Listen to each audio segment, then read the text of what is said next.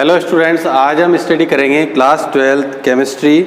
Chapter रहेगा alcohol, phenol and ether. उसमें जो टॉपिक हम देख रहे हैं वो देख रहे हैं आज प्रिपरेशन ऑफ फिनॉल्स। इससे पहले वाले जो क्लासेस हमने ली थी उसमें प्रिपरेशन ऑफ एल्कोहल्स के बारे में स्टडी की थी। आज हम बात करेंगे preparation of phenols, that is हम फिनॉल्स को किस तरीके से प्रिपेयर कर सकते हैं। फिनॉल का जो फॉर्मूला होता है वो ये होता है इस तरीके से, या फिर हम इसको ऐसे भी लिख सकते हैं C6H5OH। और फिनॉल का ही एक नाम और होता है कार्बोलिक एसिड। कार्बोलिक एसिड भी फिनॉल का ही अदर नेम होता है। अब इसमें फर्स्ट प्रिपरेशन देखते हैं फ्रॉम हेलो एरिन्स। और हेलो एरिन्स की जो प्रिपरेशन है हम इससे पहले वाले चैप्टर में भी स्टडी कर चुके हैं। तो हेलो एरिन्स से हम किस तरीके से फिनॉल्स को फॉर्म कर सकते हैं वो हम इसमें देखेंगे। तो इसके लिए हमें क्या करना है, हेलो एरिन्स लेना है। जैसे कि यहाँ पर हम एग्जांपल देखते हैं, क्लोरोबेंजीन हमारे पास है और क्लोरोबेंजीन की रिएक्शन हम सोडियम हाइड्रोक्साइड से करवाएंगे। ये सोडियम हाइड्रोक्साइड है, टेम्परेचर 623 केल्विन और प्रेशर जो रहेगा वो 300 एटमॉस्फेयर रहेगा, जिससे हमें एक कंपाउंड मिलेगा। और इसमें से जो है जैसे NaOH और Cl यहाँ पर हमें नज़र आ रहे हैं, तो इसमें से सोडियम फिनॉक्साइड हमें मिलेगा इस तरीके से। ये जो कंपाउंड बनेगा इसका नेम होगा सोडियम फिनॉक्साइड। दैट इज़ जो ये बेंजीन रिंग है इस पर O- Na+ होगा, यानी कि सोडियम फिनॉक्साइड होगा। फिर हमें इसे एसिड से रिएक्शन कराना है HCl से, तो इसमें से NaCl बाहर हो जाएगा और ये जो H है यहाँ पे जाके अटैच हो जाएगा और हमें फिनॉल मिल जाएगा। तो इस तरीके से हम हेलो एरिन्स के द्वारा फिनॉल का फॉर्मेशन कर सकते हैं। नेक्स्ट मेथड हम देखते हैं from benzene sulphonic acid. Benzene sulphonic acid से किस तरीके से हम फिनॉल बनाएंगे। तो सबसे पहले हमें बेंजीन सल्फोनिक एसिड का फॉर्मेशन करना है। इसके लिए हमें बेंजीन का सल्फोनेशन करना पड़ेगा। सल्फोनेशन के लिए हमें बेंजीन लेना है, तो ये इस तरीके से बेंजीन हमने ले ली। इसका फॉर्मूला होगा C6H6। इसको रिंग की फॉर्म में इस तरीके से लिख सकते हैं। ओलियम से इसकी रिएक्शन कराएंगे। ओलियम का जो फॉर्मूला है वो है H2S2O7। इसका जो वर्क होगा वो होगा SO3H ग्रुप प्रोवाइड करना। तो यहाँ पर SO3H ग्रुप जाके अटैच हो जाएगा, इसी को हम बोलते हैं सल्फोनेशन। तो यहाँ पर बेंजीन का सल्फोनेशन कराएंगे, जिससे हमें मिलेगा benzene sulphonic acid. Benzene sulphonic acid. और इस बेंजीन सल्फोनिक एसिड से फिर हम फिनॉल को फॉर्म करेंगे। उसमें फर्स्ट स्टेप में हम सोडियम हाइड्रोक्साइड से रिएक्ट कराएंगे और सेकंड स्टेप में एसिड से रिएक्ट कराएंगे H+ से। दोनों की रिएक्शन करने के बाद इसमें से SO3H जो ग्रुप होगा उसके प्लेस पर OH ग्रुप आ जाएगा, दैट इज फिनॉल का फॉर्मेशन होगा। तो इस तरीके से हम बेंजीन सल्फोनिक एसिड के द्वारा भी फिनॉल का फॉर्मेशन कर सकते हैं। अब हम थर्ड मेथड देख लेते हैं from diazonium salts. Diazonium salt से हम किस तरीके से फिनॉल बनाएंगे देखते हैं। इसके लिए हमें सबसे पहले बेंजीन डाईएजोनियम क्लोराइड यानी सॉल्ट बनाना पड़ेगा। इसके लिए हमें एनिलीन लेनी है और एनिलीन का फॉर्मूला होगा बेंजीन पर NH2 ग्रुप हमें अटैच करना है, तो उसी को हम एनिलीन बोलेंगे। एमिनो बेंजीन भी इसी का नाम है। डाईएजोटाइजेशन रिएक्शन इसके अंदर होगी। ये जो रिएक्शन है वो होगी डाईएजोटाइजेशन। इस रिएक्शन को हम बोलते हैं डाईएजोटाइजेशन रिएक्शन। ये रिएक्शन 0 to 5 डिग्री सेंटीग्रेड पे होती है और NaNO2+ HCl के द्वारा होती है। इन डाईएजोटाइजेशन का जो फंक्शन है, NaNO2+ HCl का जो फंक्शन है वो क्या है, NH2 ग्रुप को रिमूव कर देंगे और उसकी जगह जो है N2+ Cl- group, diazonium group जो है बेंजीन के ऊपर आ जाएगा। तो इसी कंपाउंड को हम बोलेंगे बेंजीन डाईएजोनियम क्लोराइड सॉल्ट। ये जो बना बेंजीन डाईएजोनियम क्लोराइड सॉल्ट है और इसी के द्वारा हम फिनॉल का फॉर्मेशन करेंगे। इसके लिए हमें क्या करना है, वाटर से इसकी रिएक्शन करानी है। वाटर से गर्म करना है, वाटर के द्वारा हीट करेंगे हम इसको। हीट करने पे क्या होगा, वाटर हम जानते हैं HOH इस तरीके से ओपन करके हम इसको लिख सकते हैं। तो यहाँ पर जो H होगा वो Cl के साथ चला जाएगा, तो एक जो कंपाउंड बनेगा वो तो HCl बनेगा और नाइट्रोजन गैस रिमूव हो जाएगी और जो ये OH बचेगा ये OH डायरेक्टली इस पर आके अटैच हो जाएगा, दैट इज फिनॉल का फॉर्मेशन यहाँ पे हो जाएगा। तो इस मेथड में हमने बेंजीन डाईएजोनियम क्लोराइड से वाटर के द्वारा हीट करके फिनोल का फॉर्मेशन किया, साथ में नाइट्रोजन गैस और HCl बाहर हुए। अब हम लास्ट मेथड देखते हैं नंबर 4, और ये सबसे ज़्यादा इम्पोर्टेंट मेथड है फ्रॉम क्यूमीन। क्यूमीन से हम किस तरीके से फिनोल का फॉर्मेशन कर सकते हैं, इसके लिए हमें सबसे पहले क्यूमीन का फॉर्मूला आना चाहिए। क्यूमीन का जो अदर नेम है वो होता है आइसोप्रोपिल बेंजीन, और बेंजीन आइसोप्रोपिल जो ग्रुप होता है, हमने पहले भी बात की थी नोमेनक्लेचर में, इस तरह का जो ग्रुप है कोने पे जब CH3 आएंगे तो उसको हम आइसोप्रोपिल ग्रुप बोलते हैं। तो ये आइसोप्रोपिल जो होगा बेंजीन के ऊपर अटैच हो जाएगा, इसी को हम बोलेंगे आइसोप्रोपिल बेंजीन, और इसी का जो अदर नेम होगा, फेमस नेम, वो क्यूमीन होगा। क्यूमीन से हम फिनोल बनाना चाहते हैं तो सबसे पहले हमें इसकी रिएक्शन O2 से करानी है, इस कंपाउंड की रिएक्शन।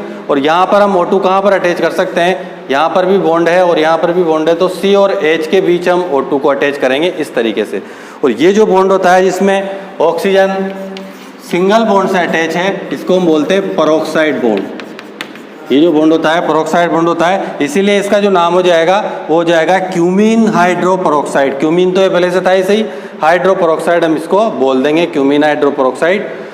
O2 से रिएक्शन करके O2 सीधा यहाँ पर अटैच हो जाएगा, इस जगह पे आके O2 जो है अटैच होगा इस फॉर्म में। फिर हम इसका एसिड हाइड्रोलिसिस कर देंगे। एसिड हाइड्रोलिसिस करने से हमें इसमें कुछ नहीं करना है, जो OH है उसको बेंजीन पे अटैच कर देना है तो फिनोल बन जाएगा। और जो बाकी कंपाउंड बचा CH3 C और O, उसको वैसा का वैसा ही लिख देना है। कार्बन की वैलेंसी 4 कंप्लीट करने के लिए हमें डबल बॉन्ड यहाँ पे लगाना ही होगा।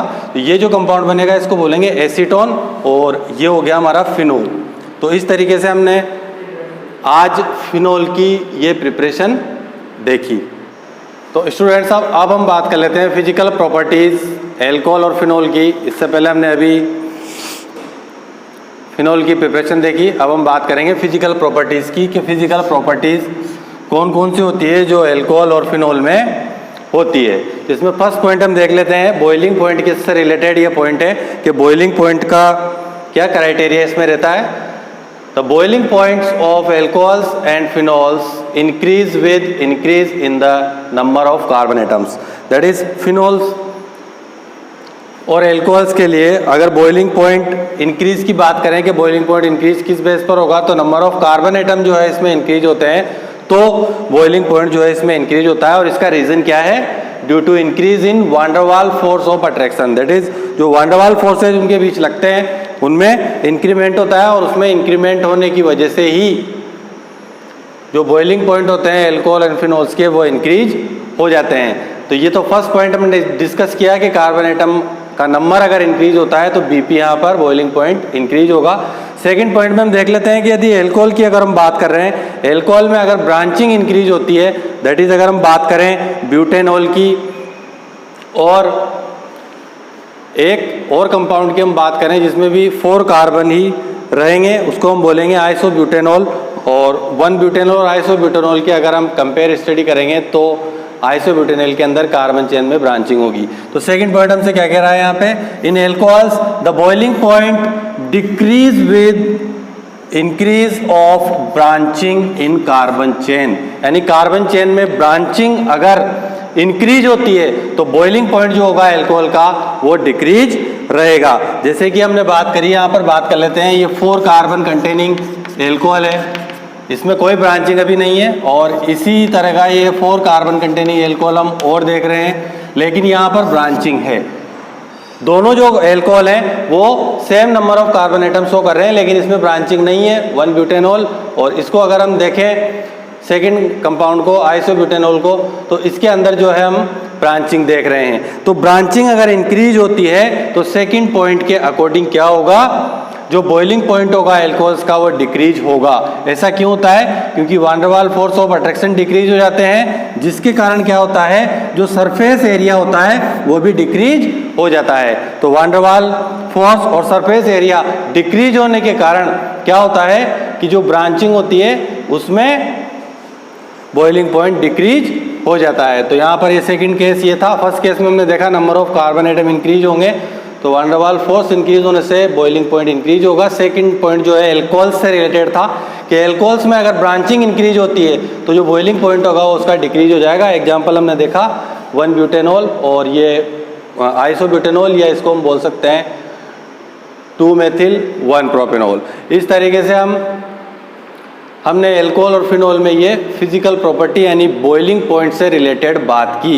यानी जो फर्स्ट के जो 2 पॉइंट थे ये बॉइलिंग पॉइंट से रिलेटेड थे। अगला पॉइंट भी हम देख लेते हैं, हाइड्रोजन बॉन्डिंग से रिलेटेड है, बहुत इंपॉर्टेंट है कि एल्कोहल और फिनॉल्स दोनों में ही हाइड्रोजन बॉन्डिंग एग्जिस्ट करती है। यानी कि एल्कोहल और फिनॉल दोनों इंटरमोलिकुलर हाइड्रोजन बॉन्डिंग शो करते हैं। इंटरमोलिकुलर हाइड्रोजन बॉन्डिंग क्या होती है? 2 और मोर देन 2 मॉलिक्यूल्स के बीच जो हाइड्रोजन बॉन्डिंग होगी उसको हम इंटरमोलिकुलर बोलते हैं, और जो hydrogen bonding with in the molecule होती है उसको हम इंट्रामोलिकुलर हाइड्रोजन बॉन्डिंग बोलते हैं। तो यहाँ पर हम देखें ROH, एल्कोहल्स के अंदर हाइड्रोजन बॉन्डिंग देखेंगे तो ROH और ये जो बीच में बॉन्ड आ रहा है डैश वाला बॉन्ड, इसको हम हाइड्रोजन बॉन्ड बोलते हैं। और हाइड्रोजन बॉन्ड की जो डेफिनेशन होती है वो क्या होती है कि जब हाइड्रोजन 2 हाईली इलेक्ट्रोनेगेटिव एटम के बीच में आ जाता है तो वो एक तरफ तो कोवेलेंट बॉन्ड से अटैच होता है और एक तरफ पार्शियल बॉन्ड से अटैच होता है। तो ये जो पार्शियल बॉन्ड होता है इसी को हम हाइड्रोजन बॉन्ड बोलते हैं। तो इस हाइड्रोजन बॉन्ड के द्वारा क्या होता है, बहुत सारे एल्कोहल मॉलिक्यूल आपस में अटैच हो जाते हैं, और जब बहुत सारे मॉलिक्यूल आपस में अटैच हो जाएंगे तो इन बॉन्ड्स को ब्रेक करने के लिए टेम्परेचर भी ज़्यादा देना पड़ेगा, इसीलिए इनका जो बॉइलिंग पॉइंट होता है वो भी ज़्यादा होता है, मोर। अब हम बात कर लेते हैं यहाँ पर, ये हमारा एल्कोहल्स का पोर्शन था। इधर हम बात करते हैं फिनॉल्स में हाइड्रोजन बॉन्डिंग किस तरीके से होती है। तो फिनॉल्स में भी वही इंटरमोलिकुलर हाइड्रोजन बॉन्डिंग होगी, वही यहाँ पर भी हाइड्रोजन 2 हाईली इलेक्ट्रोनेगेटिव एटम के बीच है। ऑक्सीजन हाईली इलेक्ट्रोनेगेटिव एटम होता है F, O और N, ये सबसे ज़्यादा हाईली इलेक्ट्रोनेगेटिव एटम है पीरियोडिक टेबल के अंदर, फ्लोरीन, ऑक्सीजन। तो ये जो बॉन्ड यहाँ पर फॉर्म हो रहा है इसी को हाइड्रोजन बॉन्ड हम बोलेंगे, और इसके द्वारा फिनॉल्स जो है आपस में अटैच हो जाते हैं। तो फिनॉल में भी हाइड्रोजन बॉन्डिंग एग्जिस्ट करती है और एल्कोहल में भी हाइड्रोजन बॉन्डिंग एग्जिस्ट करती है। हम लास्ट पॉइंट की बात कर लेते हैं, सोल्युबिलिटी। तो solubility of alcohols and phenols in water is due to their ability to form hydrogen bonding with water molecules. That is, ये जो एल्कोहल है या फिनॉल है ये वाटर के साथ भी हाइड्रोजन बॉन्डिंग शो कर सकते हैं। वाटर मॉलिक्यूल इस तरीके से होता है, तो ये जो है वाटर के साथ भी हाइड्रोजन बॉन्डिंग शो कर सकते हैं। इसी कारण क्या होता है, ये वाटर में सोल्यूबल होते हैं, वाटर में इनकी सोल्युबिलिटी ज़्यादा मिलती है। तो आज हमने ये इस चैप्टर का जो फिजिकल प्रॉपर्टी जो टॉपिक है उससे रिलेटेड बात की। मिलते हैं नेक्स्ट क्लास में इसी चैप्टर के नेक्स्ट टॉपिक के साथ।